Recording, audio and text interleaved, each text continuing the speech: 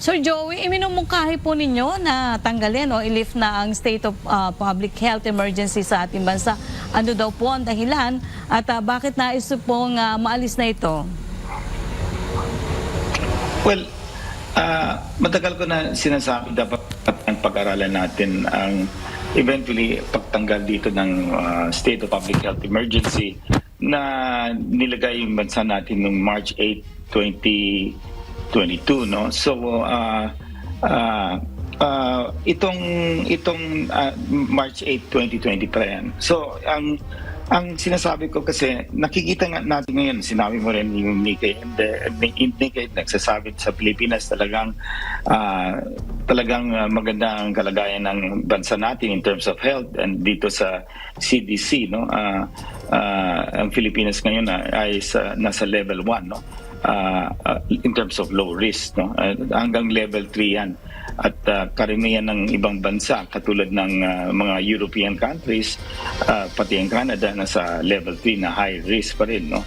And this was updated this May 31, 2022. So ang pananaw ko dito, hindi ko naman sinasabi na itong administration ni President Duterte ang gawin nila to, no? Kailangan we should start to discuss kasi yung the concern is that pag tinanggal yung public state health emergency, yung pagkukunan ng budget nila sa mga pagbibili ng bakuna at medisina baka mawala, no? So pero may mga paraan dapat tignan rin yan kung paano natin pwedeng i-budget rin yan at least malalaman natin anong game plan kasama natin ang private sector kasi nakikita natin ang utang nating tumataas at hindi naman siguro kaya ng government na lahat itong igastos nila. So eventually over time part of this responsibility will be shared, no, with us in the private sector, pati yung publiko who can afford to pay the vaccines. Katulad ng mga vaccines na para sa flu vaccine natin, pneumonia, sa atin tayo rin ang bumibili nun, yung the public, no, not the government. So we want to lessen the burden, and I think we're reaching that point na COVID is under control and ang mga kaso natin are muted and nakikita natin ang hospital halos hindi naman overwhelmed. Very low cases. There's some hospitals with 1 or 2 cases.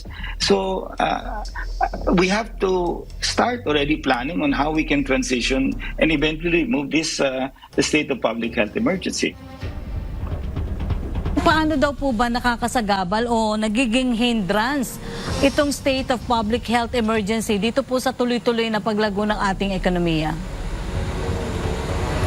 Well, alam naman natin what's happening to our country right now is that we're seeing a high level of inflation dahil dito sa Ukraine-Russia crisis. At kung tuloy-tuloy itong gera dito sa Ukraine-Russia, mas tataas yung presyo ng commodities at talagang malaking tatamaan dito yung mga consumers natin.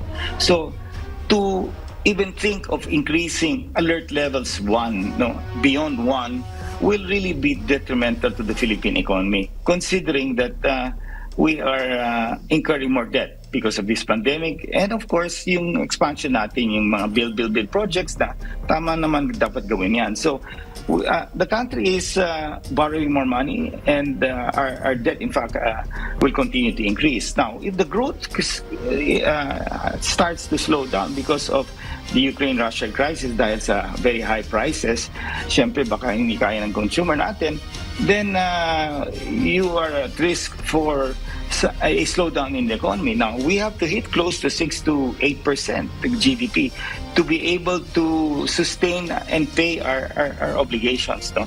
Kaya ang pananaw ko dito is that we are forced to, in a way, to keep the alert levels at 1, or which is technically, to my mind, 0. So the state of public health emergency has one good use. You can source the funds for all of these medicines and vaccines, etc., that are needed in the pandemic. But I think we are moving away from this pandemic already. And the new variants that are coming in of Omicron are, of course, more infectious, pero it is still the same thing. It is mild, no?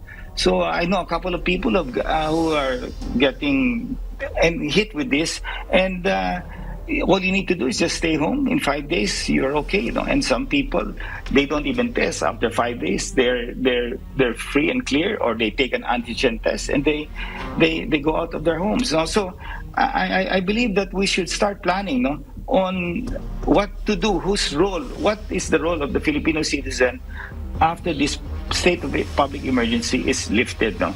So we know we have at least a short to medium term plan. No? The way I look at it. No?